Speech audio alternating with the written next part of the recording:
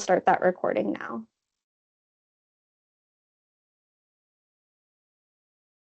Okay, so today our topic is compassionate naloxone use, balancing reversal and patient experience.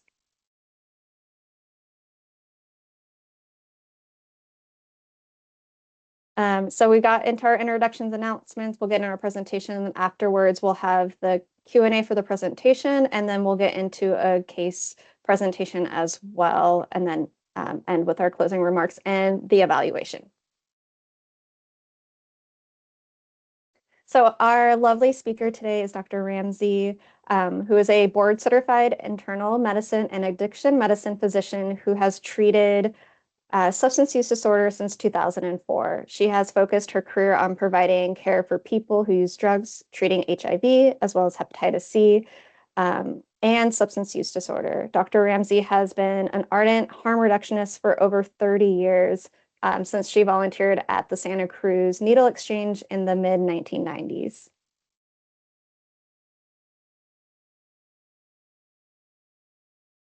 So please give a big welcome to Dr. Ramsey, and Dr. Ramsey, I'll pass it off to you. Oh, you're muted. Yes, I was trying to be quiet, so yeah. Thanks so much for having me. And just so everyone knows, as I mentioned, I'm going to turn off my video just because of a little bit of wonky issues with my internet. But this is normally a 2-hour presentation that I've condensed into 30 minutes. So if you want more, there's a much longer slide set that I can share with you. So first, the title of this is Compassionate Naloxone Use, Balancing Reversal and Patient Experience. And I have a quote from Kaylin C., who is a good friend of mine and who was the director of programs at On Point NYC, the OPCs in New York City, and now has brought her magic out to Los Angeles and is working in Skid Row there. Overdose is a medical emergency with differences in its presentation and appropriate response. Next slide, please. So this is a really wordy slide. I'm just going to be very quick. I don't have any financial disclosures, but I created a similar presentation to this about 2.5 years ago when I worked for New York State government and was fired for it. So I just want to point that out that, you know, even though this was something that was needed 2.5 years ago, it was suppressed by a progressive state like New York State, which is really fascinating. I worked with on that presentation with Kaylin C. and Mary Brewster, who worked with me at the state agency I worked at, and Kaylin was at On Point. And so I just want to acknowledge them, as well as many folks doing great work in this space, like everyone who took part in the Compassionate Overdose Response Summit that took place in Pittsburgh in March of last year, as well as a lot of information coming out of Philadelphia and Pittsburgh around sedative adulterants. Next slide, please. So learning objectives today, I'm going to talk about the unregulated drug supply with a focus on sedative adulterants, discuss appropriate opioid antagonist use and the concept of compassionate overdose response, discuss an appropriate overdose response for the current, but really for any future drug supply, regardless of what is in it, and discuss how to augment your overdose response with additional tools to better assess and support airway and breathing. Next slide, please. So again, busy slide, and you'll have the slides to go back and look at, but I'm going to just talk a moment about xylazine or tranq.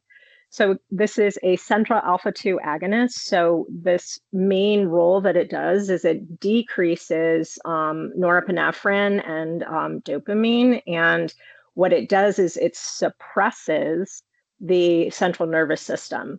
So it was never approved as a human medication, and it is used in veterinary medicine as a procedural sedative, but it also has anesthetic, analgesic, but importantly, muscle relaxation properties. So that's important when we think about the tongue relaxing in the mouth when someone is exposed to sedative adulterants.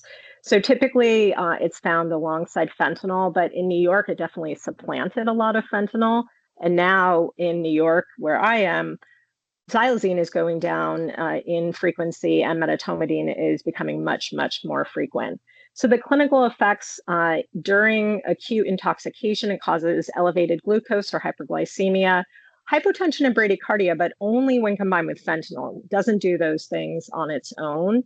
That central nervous system sedation and respiratory depression, but again, it's due to relaxation of the tongue and blocking the airway, not by the same mechanism of action by which opioids decrease respirations. And then obviously the skin ulcerations we've all heard about, and then physiological dependence, so a withdrawal syndrome. Withdrawal management has been pretty well delineated and appropriate protocols for it. It is often treated with similar agents like clonidine and tizanidine, but also some other agents like ketamine, gabapentin, et cetera. And then there have been great protocols that have come out for wound management as well. Next slide, please. So wanted to point out the overlapping withdrawal syndrome. So again, when folks are having both xylazine and opioid withdrawal, it's often misinterpreted as just opioid withdrawal. So it may actually be treated prematurely by giving someone buprenorphine too early and precipitating opioid withdrawal. The main feature in the 3 withdrawal syndromes associated with xylazine, opioids, and benzodiazepines really is anxiety and restlessness. So unless you know what people are using or they tell you what they're using, you may misinterpret what you're actually seeing. Obviously, opioid withdrawal symptom is associated with many additional symptoms, as is benzodiazepine withdrawal. But in xylazine withdrawal, key features: anxiety, dysphoria, and restlessness. Next slide, please. So metadominine, I'm going to talk about next. So it has many similarities with xylazine, but it has quite a few differences as well. So it has the same mechanism of action. It also was never approved as a human medication, but is used in veterinary medicine similarly to xylazine. It also is a muscle relaxant, so has the same effect on the tongue. Again, it is also found in alongside fentanyl or other highly potent synthetic opioids, and often alongside xylazine and or synthetic benzodiazepines. Interestingly, in the South Bronx, where I practice, we're now seeing some bags of dope, quote unquote, that are just medetomidine. So we're really seeing an infiltration in the South Bronx.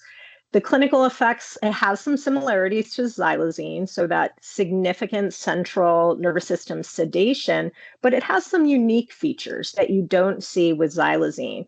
So you do see hypotension and bradycardia in the acute intoxication phase, but also you might see fluctuating heart rate and fluctuating blood pressure in the acute intoxication phase.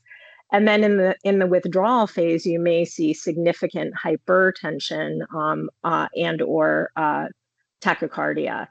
So you also have gastrointestinal effects, which you don't see with xylazine. So things like nausea and vomiting, and maybe even abdominal pain.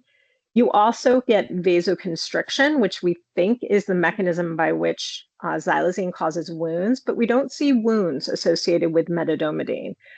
Again, wound healing may be impacted by that vasoconstriction. You also see muscle twitching in the both in acute intoxication and in the withdrawal phases that you don't see with xylazine. And you also see both someone who may experience hallucinations and delusions in the acute intoxication phase, as well as the withdrawal phase, again, unique to metadomidine. So we are starting to get some very nascent withdrawal protocols that are emerging out of Philadelphia and out of Pittsburgh. I actually went to a metadomidine withdrawal summit in Philadelphia a couple weeks ago, and they are starting to develop outpatient protocols on how to really prevent people from going into significant withdrawal. Because if someone goes into significant withdrawal with metadomidine, different from xylazine is that person may actually end up in the ICU and require much more significant and intensive monitoring. Next slide, please. So again, similarities and differences. So they both are veterinary medications, same mechanism of action. They are both not opioids, so not responsive to naloxone. They both cause prolonged sedation. They both tend to be mixed with fentanyl.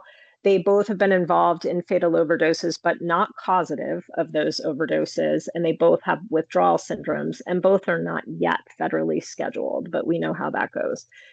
With respect to differences, xylazine, clear association with wounds, scheduled in some states, and then metadomidine, the things that I just mentioned. So it is more potent than xylazine, longer sedation, more pronounced effects on blood pressure and heart rate, and then very idiosyncratic effects that are different, both in intoxication and withdrawal, than we see with xylazine. Next slide, please. So other adulterants in the drug supplies. So I think the most important thing is just there will always be other and newer adulterants in the unregulated drug supply. And so if we follow the same steps when we respond to all overdoses, then we will have an effective response. So we should obviously be assuming polysubstance overdose, but really not perseverating on which substances someone may have taken. But really, if you do a proper assessment and respond to the symptoms you're seeing, then that will be an effective response in most situations. So assess airway, breathing, and circulation. Give naloxone if needed. Give rescue breaths. Reassess breathing. If you're using naloxone, be sure, and we'll talk about this a little bit more in a minute, but you're using lower dose naloxone products and waiting a minimum of 3 minutes before giving additional naloxone. And so that would mean setting a timer, because again, when you're in the context of that situation, it can seem that time's moving a lot faster than it really is. And also, again, that we're looking for return to normalized breathing, that we're not expecting that person to wake up, because people may remain unconscious for long periods of time. Next slide, please. So just a few words on opioid antagonists in the US and sort of the evolution of development of opioid antagonists. So high dose naloxone products, and I say high dose, really anything above 4 milligrams as far as intranasal naloxone, and anything above 0.4 milligrams of intramuscular naloxone, and the whole class of long-acting opioid antagonists, so nalmefene products, were approved without testing for precipitated withdrawal. So they were never tested in people who had physiological dependence to opioids and could get precipitated withdrawal. They were tested only in healthy volunteers for pharmacokinetics. And so these have been aggressively marketed. I'm going to call out Indivior specifically with its Opvee product. And again, they're putting a lot of pressure, less so on harm reduction programs, because harm reduction programs know better, but more so on county and state governments, and also in law enforcement. And so, we all know the mythology around overdoses and law enforcement. So, they are really fearful of fentanyl. And so, again, we'll go for these and believe the claims regarding these products.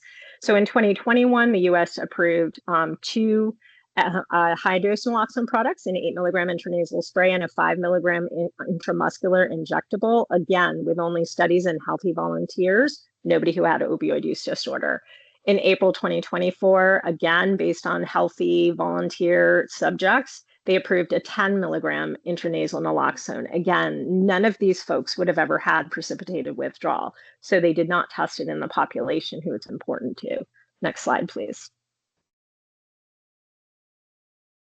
So in 2023, we had the first nalmefene product approved, and this is a more potent and longer acting opioid antagonist. It can last, 10, 11 hours. It can put somebody into precipitated opioid withdrawal. Interestingly, if you follow me on LinkedIn, or if you go to follow me, I just posted yesterday. So there's a recent study that just came out. All the authors are Indivior employees, and they said that they have 86 cases in which only 2 people had precipitated opioid withdrawal. So see, it's perfectly safe in people who use drugs. So again, obviously, we need to take it with a grain of salt. These were self-reported reports, supposedly, to Indivior, and all the authors are from Indivior, so clearly have a stake in this product being successful. In September 2025, in New York State, where I live, the Attorney General actually censured Indivior for misleading marketing of this product. And so they are not allowed to do that in New York, but unfortunately, they continue to do their marketing outside of New York. Next slide, please. So the other thing is we have a lot of evidence to show that we do not need longer acting products, and we do not need higher dose naloxone. So again, despite the fact that we have highly potent synthetic opioids in the drug supply, there is no evidence to support high dose naloxone multiple doses of naloxone, so really greater than 2 standard doses of naloxone or any nalmefene products in opioid overdose reversal. So I'm going to go through a couple of these studies. So the first one was done in New York State by the New York State Department of Health in conjunction with the New York State Police. So basically, they gave state troopers either 4 milligram or 8 milligram naloxone intranasal products, let them choose when and how they used them, and then they documented the findings. So what they found was, regardless of which dose they used, that survival rates were exactly the same, but that those who received the 8 milligram intranasal dose, they had 2.5 times the risk of precipitating opioid withdrawal, including severe vomiting. In another study that came out of Prevention Point in Pittsburgh, Pennsylvania, they looked at over 17 years of their overdose response data out of their harm reduction program. And despite the change in the drug supply from heroin basically to completely fentanyl dominated, they saw that the number of standard doses, and they were dispensing 4 milligrams intranasal naloxone, the number needed to reverse an overdose did not change over that time period. It remained at 1.63 doses, so either 1 or 2 doses in order to reverse an overdose. Next slide, please. So in another study similar to the Pennsylvania study, where it looked at that period of transition when heroin transitioned over to fentanyl in Kentucky, they looked at data from EMS with 30,000 overdose cases. And again, they found that there was not a relationship between fentanyl availability or prevalence in the drug supply and the dose of naloxone administered by either EMS or bystanders. So in other words, it didn't change over time. And in a similar study in Missouri, again, with that transition from heroin to fentanyl, they found that 90% of all overdoses were reversed with 1 or 2 standard doses of either 4 milligram intranasal or 0.4 milligram IM, so 1.6 doses. Next slide, please. So, why is this important? Obviously, you all know why it's important, but over antagonism matters to the person who experiences it. So we are doing iatrogenic harm when we give extraneous naloxone or ever give nalmefene. And it really has negative effects for the person who experiences not only the acute precipitated opioid withdrawal, but it also means that there's increased self-medical discharge, self-medication with additional opioids, risk of additional overdose, reluctance to carry naloxone, and reluctance to have naloxone administered again. So it really has negative effects for that person.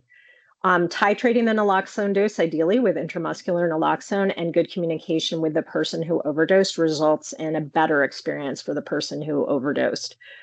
They did a survey with the Michigan Drug Users Health Alliance in 2023, asking them about their overdose experiences. And over 90% of the respondents said that longer acting antagonists like nalmefene products and stronger doses than standard doses, less than 4 milligrams intranasal or 0.4 milligrams intramuscular, were unnecessary, and it resulted in a negative experience for them. Next slide, please. So the recommended opioid antagonists are the 0.4 milligram intramuscular and either the 3 or the 4 milligram intranasal naloxone. Next slide, please. Those opioid antagonists that are not recommended are all the ones that I've alluded to. So any nalmefene product and any naloxone product that is greater than 0.4 milligrams intramuscular or 4 milligrams intranasal. Next slide, please. So what about intramuscular naloxone? Ideally, it would be great if folks were comfortable using IM naloxone, because that is indeed the only formulation of naloxone that you can titrate. Again, I'm going to assume that you're probably all familiar with it, but just in case you're not, this diagram of the person shows the best places to give the IM naloxone. Again, if you're titrating that dose, you put the needle in as you would a vaccine, so it's 90 degrees or perpendicular to the skin. And you would just titrate in a small dose and leave the needle in the skin in case you need to give additional naloxone.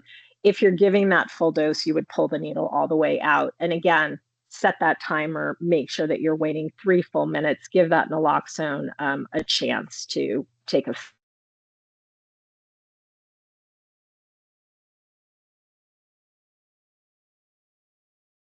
Next slide, please. Thanks. So, talked about this a little bit, but what are the implications of the drug supply being dominated by high potency synthetic opioids like fentanyl and analogs and nitazines, et cetera? So again, I said this earlier, but not quite in this way, but there's not a linear relationship between the potency of the opioid itself and the naloxone requirement, because it really has to do with the affinity for the opioid receptor. And the affinity of a naloxone or an opioid antagonist for the receptor is just going to knock whatever opioid is on the receptor off. It doesn't have to do with the potency of the opioid. But really, what I think in the broader sense, what is ignored is how the sedatives, adulterants in the drug supply have completely altered what an overdose looks like and what we should expect an successful overdose reversal to look like. And so I think, during COVID, we had the dumbing down of naloxone trainings where pretty much rescue breathing was eliminated and people didn't even talk about it anymore. And people really became reliant on just naloxone and a certain response, as in people wake up. And really, we don't see that anymore. People generally don't wake up because of the sedatives that are on board. At least that's my experience in the South Bronx. So if naloxone is the only tool in the toolbox, that is not going to be an adequate response with today's drug supply. We really have to actively support airway and breathing. Next slide, please. So again, everybody's situation and what organization you work for and where you work makes this a little bit different. So I'm just putting some caveats in here. So overdose assessment and the tailored response that you have is going to vary depending on your setting. But what I want to be clear about is that there's no specific background, like an educational level, a degree, a certification that's required of staff to learn how to do a compassionate overdose response. So staff that are willing and able and can demonstrate the necessary skills and you assess them with competency can do effective overdose response, including with the additional tools that I recommend.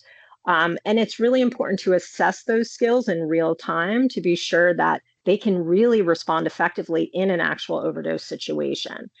Having said that, not everyone on your staff will feel comfortable not giving naloxone. I actually had at my harm reduction program, I work at someone who said, I don't want someone dying on my watch, even though I've trained them on when naloxone is not needed in an overdose situation. So again, not everyone's going to feel comfortable not giving naloxone. Not everyone's going to feel comfortable titrating IM naloxone. So you have to assess that with your own staff. I do think additional tools are really necessary to effectively assess somebody. So those tools definitely include a pulse oximeter and ideally a means to administer oxygen, so an oxygen tank or a recreational oxygen canister. Other tools can be helpful, but really are not necessary in most overdose responses. Next slide, please. So this is my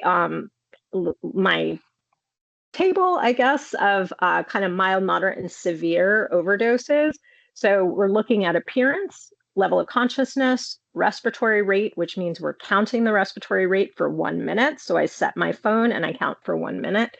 And then we're measuring oxygen saturation in the blood. And then again, based just on the program I work in, are we calling 911 or not? Because we know that that can be additional trauma for people. So this looks at and responds appropriately depending on whether you're categorizing it as mild, moderate to severe. The two main things for me that signal whether I'm going to be giving naloxone or not have to do with the number of respirations per minute and the oxygen saturation. So if I have somebody who is breathing at a rate of 12 or more and their oxygen saturation is 90 or more, we're watching them. We are not giving them naloxone. We are not giving them oxygen, but we're standing by in case they need either of those things.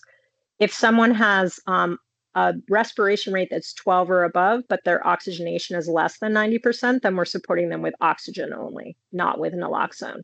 But when they get into both the oxygen saturation and the respirations are inadequate, then we are giving naloxone and giving oxygen.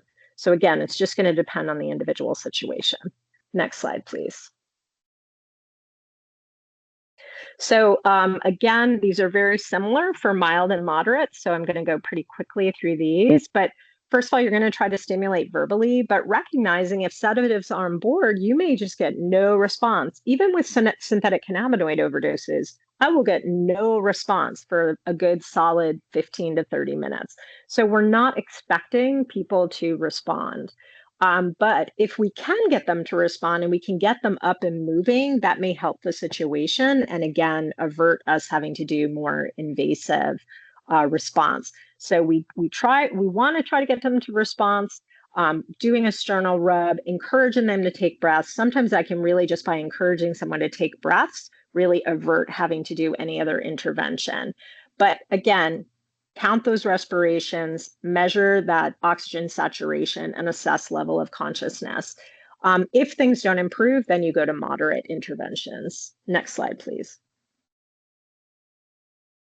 So in moderate, it's similar, but again, if you're having inadequate respirations or inadequate oxygenation, then you're going to give oxygen. If you have the means to do so, you start low and titrate up. And if you, again, are in a situation where both oxygenation and the respirations are not adequate, then you're going to give naloxone. I would titrate naloxone and again, wait the full 3 minutes before giving additional naloxone. And again, you'd expect improvement. If improvement doesn't happen and you have to give that second dose of naloxone, you do so. And then ideally, again, you're going to want to monitor. In my situation, we have a place we can monitor people. So they can stay unconscious for many hours as long as they're, again, adequately oxygenating and adequately breathing, then we just monitor them. But you may not have the ability to do that. And in that case, then you'd want to be sure that they get somewhere safe. Next slide, please. Severe overdose response. This is somebody who you do need to give naloxone with. And if they are breathing at all, then you can give them oxygen administration. However, if they are not breathing at all, they are not taking spontaneous breaths, then you would have to use a different means, such as a bag valve mask, in order to oxygenate them. Again, you would wait the 3 minutes in between doses and you would have called 911 immediately. The other thing that I think is really important is position of the person. A lot of times we are responding initially to a potential overdose when someone is in a seated position in our drop-in center and their chin is dropped down onto their chest. Really bad position for getting adequate breaths. So again, making sure you're getting people into laying down position so that you can do a head tilt chin rest, but just getting that airway open, making sure that tongue is out of the way. Next slide, please. So responding to sedative-involved overdoses. So you're going to do the same overdose assessment. That'll be your assessment regardless of what substance is on board. But again, you are going to respond based on what you are measuring. So naloxone administration only if indicated. So both respiratory rate less than 12 and oxygenation less than 90% with inadequate response to stimulation and oxygen administration. Again, ideally a titration of IM naloxone, no indication for high dose naloxone or nalmefene. 1 dose of naloxone given only if again, both respirations and oxygen saturation are low and you have not had success, and wait 3 minutes before giving an additional dose. But a lot of times it's really just monitoring and oxygen administration. Another thing to mention is if you are going to administer oxygen with an oxygen tank, staff do need to be trained and assessed for competency. Programs would need to have a standing order. So as a physician, I wrote the standing order for my program. So any staff that is trained, which all staff are now trained, can administer oxygen. So non-clinical personnel can administer oxygen in emergency situations, that are well defined.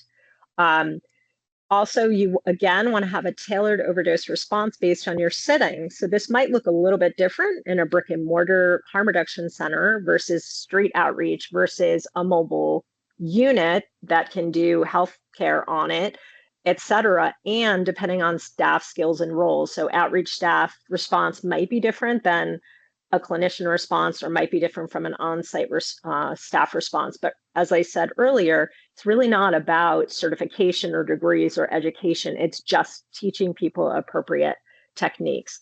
So it's up to you all to figure out what is your capacity in your program to monitor individuals potentially for hours. Do you have the space? Do you have the staff? Will you be open for as long as the person may need monitoring? Next slide, please. So our program is open 6 a.m. to midnight. So if by 10 p.m., someone who's been unconscious for a few hours but stable is not waking up, then we have to start thinking about, do we need to be calling EMS for them to go to the ED for monitoring for overnight? So just a couple reminders for post-overdose response with prolonged sedation. So you're going to continue to monitor for as long as they're sedated. And if not able to do so, get them transported somewhere where they can be monitored. Make sure the airway is not compromised. Place them in the rescue or recovery position. Move or massage the person's limbs periodically to avoid medical complications, some of which I've listed there. And safeguard the person and their belongings because they're vulnerable, obviously, as long as they're unconscious to physical assault, sexual assault, and theft. Next slide, please. So again, just to sum it up. So first, you assess responsiveness, but not necessarily assume that you're going to get responsiveness. So you're going to assess airway, breathing, and circulation. So you're going to make sure that tongue is not blocking the airway. You're going to look, listen, and feel for breathing. You're going to count the respirations for 1 full minute, and then check a pulse. You can bicycle the legs, etc. Administer naloxone if indicated. Again, we've talked about that several times. Call 911 if indicated. Again, programs have different protocols. Some programs require calling 911. If you don't, then you want to assess that individually.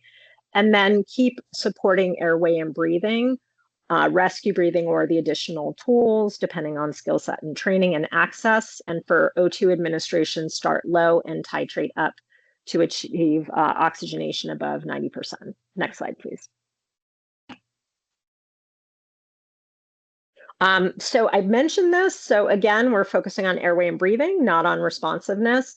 And I mentioned this about O2 administration. So there is a distinction between medical oxygen and emergency oxygen. And so emergency oxygen is what would fall under your programs and your protocols.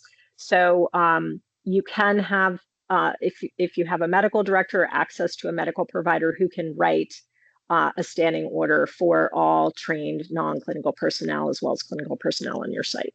Next slide, please. So rescue breathing, just for the sake of time, because I know we're running a little behind, it's all there. But again, we don't want to forget about that in our armamentarium. And also make sure that we assess staff on their competency in both teaching and in doing rescue breathing. Really important. And I think every 6 months you have to reassess competency. Next slide, please. Again, depending on who you are and your training, this is going to look different everywhere, but I do think that a medical pulse oximeter, so not one of the cheaper ones, but one of the more expensive one, is actually better and more effective. Bag valve mask, if able to, oral and nasal airways, if able to, and oxygen tanks or recreational oxygen canisters. We have all those things in my setting, but really we rely on the pulse oximeter and the oxygen tanks. Next slide, please. So my summary and my takeaways, and then we're going to do a quick case.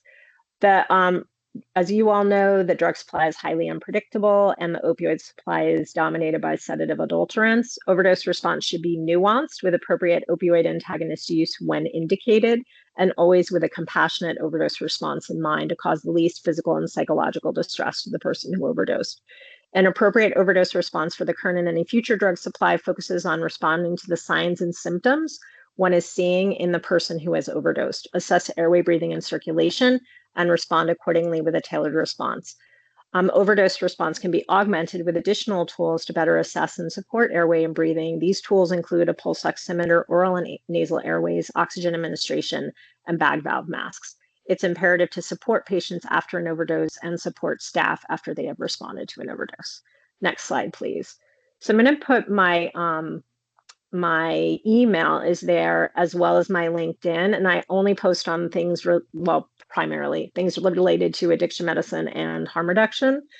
And I'm happy to share with the organizers the full slides so that you guys can have more information than I could possibly provide today.